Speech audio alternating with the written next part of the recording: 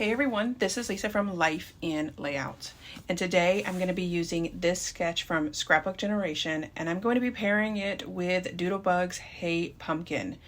When I saw the Hey Pumpkin collection, specifically this green paper with the spider webs on it, I knew that I wanted to do that sketch with this paper.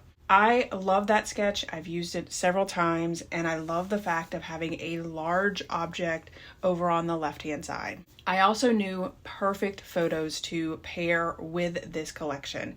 I did my unboxing a couple of months ago, and I talked about pairing this paper with these photos and using this sketch because I love the fact of having a large spider web on the left hand side to go with this really beautiful bright green paper that has the spiders all over it. These photos were from a couple of years ago. We were at a pumpkin patch and they had this jungle gym type thing that looked like a spider web, and the kids just had a blast hanging out on it. We were able to get a ton of photos with Eli, as well as my friends' kids and some of their cousins. So all the kids that are on this spider web belong to us in some fashion. So it's really cool to see all of them on the spider web. I did pull out my silhouette and I cut a really large spider web. I just found one in the Silhouette store. I think I actually own this one. I purchased it sometime in the past. But I just wanted a basic spider web. So once I got all of the pieces from the center out, which there were a ton of them, I laid it on my layout. And even before I put everything else down, I love the way that this looks. I did think about turning the green paper over because on the back is a tone-on-tone spider web. And I might have done that if I had the thought process of using black as my background and then maybe doing the spider web in a gray or a different color. But in the end, I love the way that this green paper pops. I started to look through some of the cards because I had too many photos for what the sketch called for. I'm actually going to end up getting 4 photos directly on the layout, and then I have a flip flap that's going to be in a 4x6 that's going to give me 2 additional photos, and then I have one flip flap that is a 3x4 that's going to give me 1 additional photo, but I'm also going to add this 3x4 card that has a bunch of the books on it as well as a couple of spiders. I do decide to adhere the 3x4 photo and card together. This way it prevents them from shifting in the flip flap. Once I get the photos in the flip flap, I then start to work on the background piece of this layout. The green paper is going to be about 1.5 inches up from the bottom as well as the top so that it is centered in the layout. Of course, I didn't get it down straight, so I did have to pull it up and try again, which I did succeed the second time around. Luckily, I only had to use 1 sheet of paper because on the right-hand side of the layout, I am going to have the photos in the center of the layout. So the spiderweb paper is cut at 2 inches. So I was able to use a majority of the spiderweb paper on the left-hand side. It is cut at 8 inches on the left, and then obviously the 2 inches on the right-hand side make up the additional 4 inches from the 12x12 sheet of paper. And then in the center are going to be my photos. I also pulled out this really bright striped paper. I love the black, pink, orange, and yellow contrasting against that bright green. And I think that it adds just so much color to this layout. After I got the striped paper down, I quickly realized that I should have put the photos down first. I decided that I was just going to pull up the bottom strip and just not worry about pulling up the top. It was just me being lazy, basically. Then I realized that the 4x6 photo was not the same size as the 3x4 photo since I did cut it down. And I thought that I would just back the 4x6 photo on some black cardstock. And then that also brings in that black cardstock on the left-hand side with the spider web. So I did use my layering guides to layer around the photo, but I still had to pull out my trimmer because it really wasn't a 1/16 of an inch around the photo. It was actually a lot smaller. but I did trim it up and then add it to the layout. Then I added the final 3x4 photo and realized that there was a pretty big gap that was missing. So what I decided to do was pull up the 4x6 photo, which of course this black cardstock is the cardstock from, I believe, Michael's or Joann's, and it is super thin and it tears very easily. So I did struggle a little bit trying to get that black cardstock up. So what I decided to do instead was to cut the black cardstock down so that it lays underneath the 4x6 photo and really covers up all of the gap that's there. So I do trim it down so that it will fit nicely in that area, and then I pull up the 3x4 photo and I decide to add the black cardstock down and then add the 3x4 photo. I did cut the black cardstock a little long and I was okay with that. I thought about pulling up the photo and moving it over, but decided, you know what, I'm just going to trim the photo off and I'll just have more of the black cardstock showing in the center. I then added the stripe paper down at the bottom to cover up the seams between the photos and the green spiderweb paper. Then I start to work on the left-hand side of the layout. I did pull out my glue press to add some liquid adhesive to this spiderweb, and the glue dried quicker than I was able to put it down.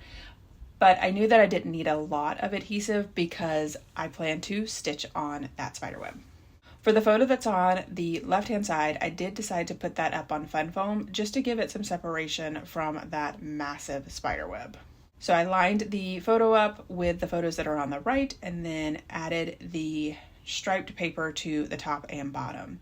The sketch calls for the stripe paper just to go to the edge of that 4x6 photo and lots of embellishments on the ends of that to cover up that abrupt stop. I then pulled out my stitching tools and I was going to add just a straight line of stitching to the top of this spiderweb paper, but then I realized that the green paper wasn't straight for some reason. I have no idea how that happened since I used my paper trimmer to cut it, but you can see that the right-hand side was just a little bit bigger than the left-hand side. So I just pulled out my T-square ruler and my X-Acto knife to trim up that edge. It did take me a little bit to get all of the pieces up because it was such a tiny area. Then I decided that instead of just having a straight stitch across the top, that I was going to add another color. And so I decided to add this pink petite print in the linen, and I used my favorite border punch, which is the waves, and it has the little dots on it already, so it makes it super easy to stitch that area. So I cut out one piece and I knew that I wanted it to be really tiny. It's not a very big piece. I just wanted to add a little bit of extra color to the layout. And I did use the first piece that I cut out to make sure that they were both the same size. Spoiler alert, they're not. So I did use some liquid adhesive to add it down because it is really thin. I don't even think it is 1/8 of an inch. I probably should have had the thought process to add this pink paper down first before I added the spider web down, because I think it would have probably looked better behind the spider web, but it is what it is. I did have to trim up that pink paper just a little bit to make sure that it was the same size as the right hand side of the layout. I then just used some liquid adhesive on it, and this is where I thought about pulling up that spider web, but it was down. I used that liquid adhesive and it was not coming up. So now I'm ready to stitch on the layout. So I pulled out my mat and my stitching tools, and I added the stitching holes to the very top of the layout where the pink is, and then I started to add the stitching holes to the spider web. At first I thought about just doing the straight lines and then the outer edge of the spider web, and I sent a picture to Nicole and she was like, nope, not at all. You have to do the entire spider web. And I was like, come on, Nicole. I was hoping that you would tell me that I didn't have to do that, but I did go off camera and stitch the entire layout. I did slow the video down here so that you can see all of the detail. It is kind of hard to see the stitching on that spider web, so I'll make sure that I take a really good photo at the end so that you guys can see it, but you can definitely see that black stitching on the pink at the top. I then showed you where I'm going to be putting the flip-flops on this layout, and then I pulled out the embellishments. When I store my embellishments on the page protectors, I try to put like items together. So I have all of the spider webs and spiders together on the same page protector. It makes it super easy to make sure that I am getting all of the pieces that I want added to the layout.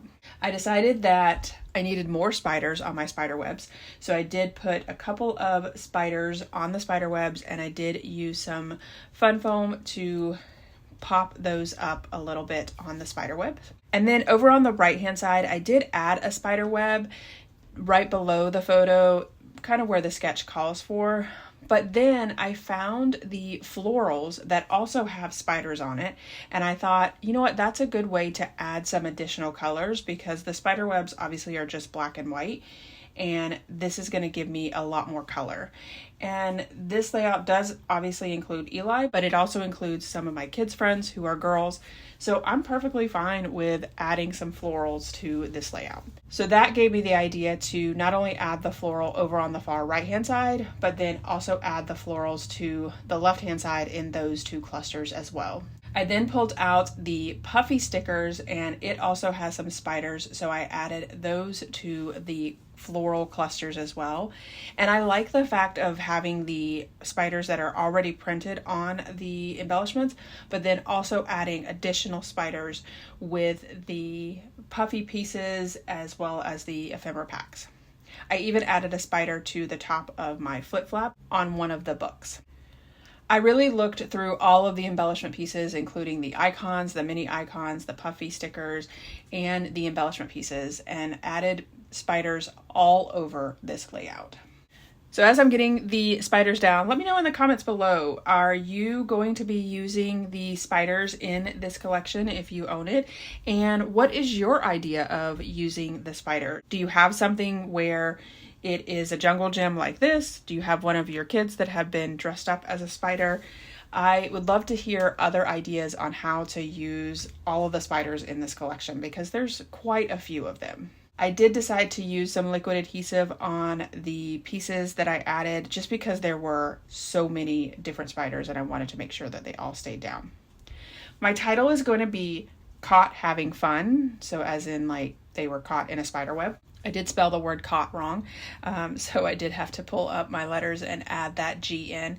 I was so surprised that I had all the letters in this font. They are foam stickers, and I've had them for a while, but I was able to get the word caught in the foam letters. And then I did pull out the Doodlebug Tiny Type is what I think it's called, and I used the black squares to spell out the word having. And then I did put that up on foam adhesive from scrapbook.com just to give it a little bit of dimension. And I also like having them on those strips because it allows me to make sure that they are straight before I add them to my layout. And then for the word fun, I have these really fun thickers that are black with some silver polka dots on it. And I added that to the white part of the layout. I love having the different colors in the type. So the white, and then the black, and then the black with the silver polka dots. I decided to add another little floral to the bottom part, but I wasn't really liking that, so I did find this spider web, and I thought, oh, that would work perfectly there. So I added the spider web, and then I thought, you know what, it would be really cute if I added some spiders to the word caught, so I did that. And I was looking for a couple of different pieces, but then I found this spider web from one of the Doodle Pops, and it looks almost just like the spider web that was there, but it has dimension to it because it is a Doodle Pop. So I did decide to pull up that spider web and add the Doodle Pop down. And then I added one more little tiny spider to the title from the mini icons. Then I was looking through the stickers and I found a word phrase that says good times, and I added that over on the far left. And then I pulled out the shape sprinkles in the stars and added some orange and pink stars around the clusters. Then I pulled out my color boxes in black and orange and added some black enamel dots that actually have polka dots on it, as well as some orange jewels. And then that is it for this video. Here is my final layout as well as some close-ups. I did do my journaling offline, and it says the kiddos had an absolute blast bouncing around on this colossal spider web at Corn Fusion this year. Talk about a web slinging good time. And then I did use my roller date stamp to put the date at the very bottom. All right, if you enjoyed this video, if you wouldn't mind giving me a thumbs up, I would really appreciate it. If you haven't done so already and you want to see more double page layout inspiration, make sure you hit that subscribe button. Thanks everyone for watching, and I hope that you have a scrappy day.